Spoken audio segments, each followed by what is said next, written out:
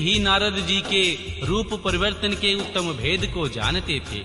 मुनि को कामावेश से मूढ़ हुआ, जान वे दोनों पार्षद उनके निकट गए और आपस में बातचीत करते हुए उनकी हंसी उड़ाने लगे। परंतु मुनि तो काम से विहल हो रहे थे, अतः उन्होंने उनकी यथार्थ बात भी अनसुनी कर दी। वे मोहित हो श्रीमती को प्राप्त करने की इच्छा से उनके आगमन की प्रतीक्षा करने लगी।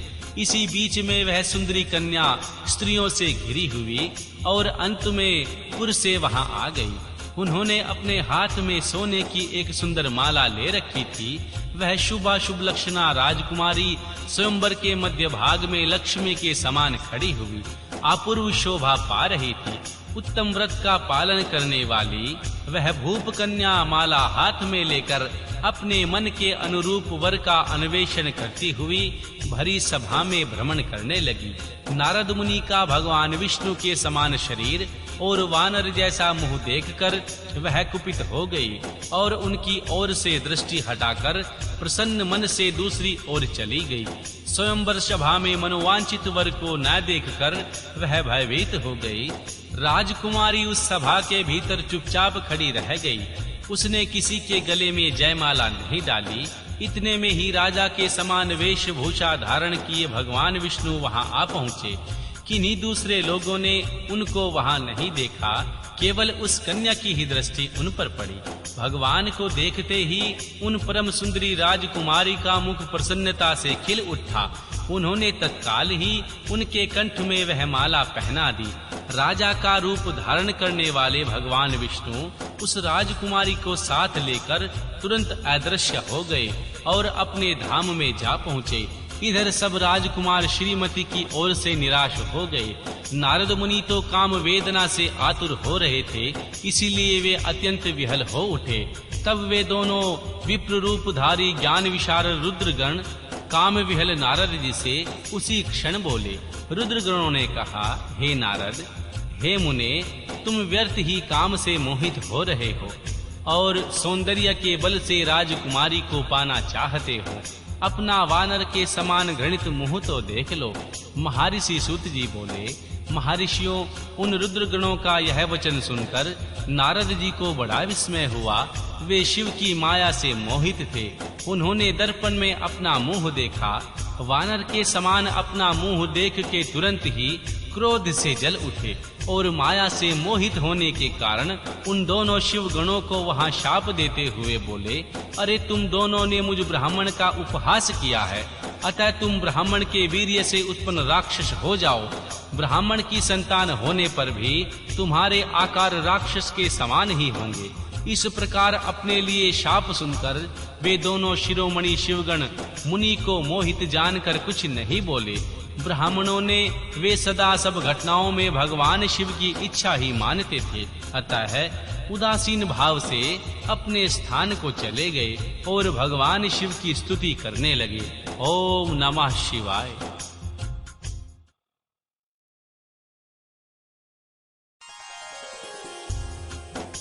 अध्याय 3। महर्षि नारद जी का भगवान विष्णु को क्रोध पूर्वक फटकारना और शाप देना, फिर माया के दूर हो जाने पर पश्चाताप पूर्वक भगवान के चरणों में गिरना और शुद्धि का उपाय पूछना, तथा भगवान विष्णु का उन्हें समझा बुझाकर भगवान शिव का महत्व जानने के लिए महर्षि ब्रह्मा जी के पास जाने का आदेश देना और शिव के भजन का उपदेश देना। महर्षि सूत जी कहते हैं, महर्षियों, माया मोहित नारद मुनि उन दोनों शिव गणों को यथोचित शाप देकर भगवान शिव के इच्छावश मोह निंद्रा से जाग न सके। वे भगवान विष्णु के किए हुए कपट को याद करके मन में दुस्साह क्रोध लिए विष्णु लोक को गए और समाधि पाकर प्रवज्वलित हुए। अग्निदेव की भांति क्रोध से जलते हुए बोले, उनका ज्ञान नष्ट हो गया था, इसलिए वे दुर्वचन पूर्ण व्यंग सुनाने लगे।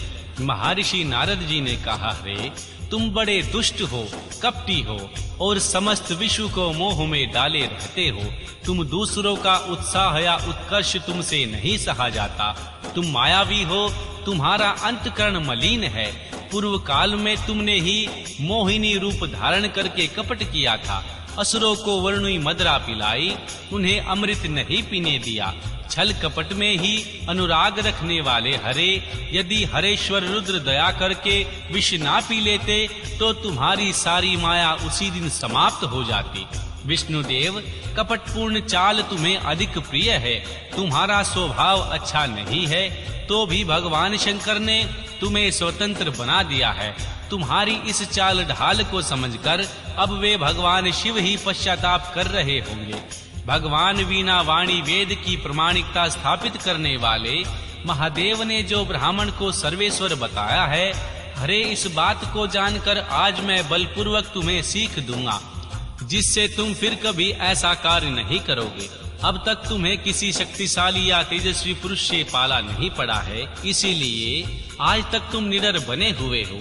परंतु विष्णु, अब तुम्हें अपनी करनी का पूरा पूरा फल मिलेगा।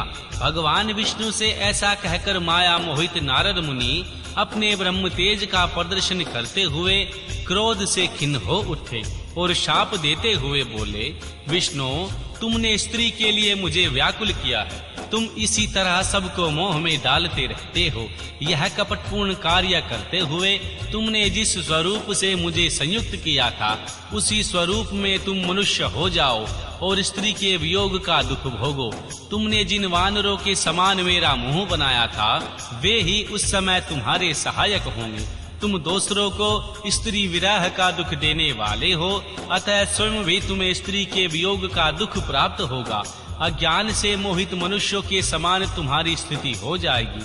अज्ञान से मोहित हुए नारद जी ने मोहवश श्री हरि को जब इस तरह का शाप दिया, तब उन्होंने शंभु की माया की प्रशंसा करते हुए उस शाप को स्वीकार कर लिया।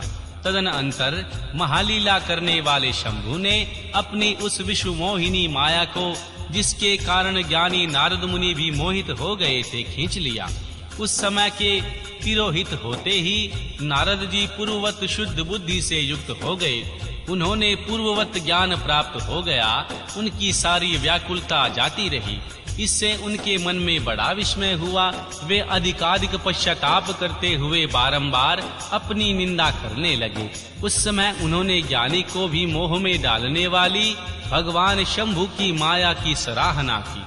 तदनंतर यह जानकर कि माया के कारण ही मैं भ्रम में पड़ गया था, यह सब कुछ मेरा माया जनित भ्रम ही था, वैश्व शिरोमणि नारद जी भगवान विष्णु के चरणों में गिर पड़े। भगवान श्री हरि ने उन्हें उठाकर खड़ा कर दिया।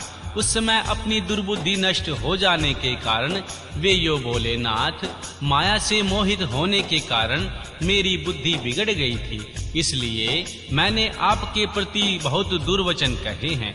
आपको शाप तक दे डाला प्रभु। उस शाप को आप मिथ्या कर दीजिए। हाय, मैंने बहुत बड़ा पाप किया। अब मैं निश्चय ही नरक में पड़ूंगा। हरे, मैं आपका दास हूँ, बताइए मैं क्या उपाय करूँ? कौन सा प्रायश्चित करूं जिससे मेरा पाप समूह नष्ट हो जाए और मुझे नरक में ना गिरना पड़े? ऐसा कहकर शुद्ध बुद्धि वाले शिरोमणि नारद जी पुनः भक्ति भाव से भगवान विष्णु के चरणों में गिर पड़े। उस समय उन्हें बड़ा पश्चाताप हो रहा था। तब विष्णु ने उन्हें उठाकर मधुर वाणी में कहा। विष्णु बोले, तात, खेद न करो, तुम मेरे श्रेष्ठ भक्त हो, इसमें कोई संशय नहीं है। मैं तुम्हें एक बात बताता हूँ, सुनो। उसे निश्चय ही तुम्हारा परम हित होगा। तुम्हें नरक में जाना नहीं पड़ेगा। भगवान शिव तुम्हारा कल्याण करेंगे। तुमने मद से मोहित होकर भगवान शिव की बात नहीं मानी थी, उसकी अवहेलना कर दी थी। उसी का अपराध भगवान शिव ने तुम्हें ऐसा फल दिया है, क्योंकि वे ही कर्म फल के दाता हैं। तुमने अपने मन में यह दृढ़ निश्चय कर लो कि भगवान शिव की इच्छा से ही यह सब कुछ हुआ है। सबके स्वामी परमेश्वर शंकर ही गर्व को दूर करने वाले हैं। वे ही पार ब्रह्मा परमात्मा है। उन्हीं का सच्चिदानंद स्वरूप से बोध होता है। वे निर्गुण और निर्विकार हैं। सतत व्रज और तम, इन तीनों गुणों से परे हैं। वे ही अपनी माया को लेकर महर्षि ब्रह्मा, भगवान विष्णु और भगवान महेश इन तीन रूपों में प्रकट होते हैं। निर्गुण और सगुण भी वे ही हैं। निर्गुण अवस्था में उन्हीं का नाम शिव है। वे ही परमात्मा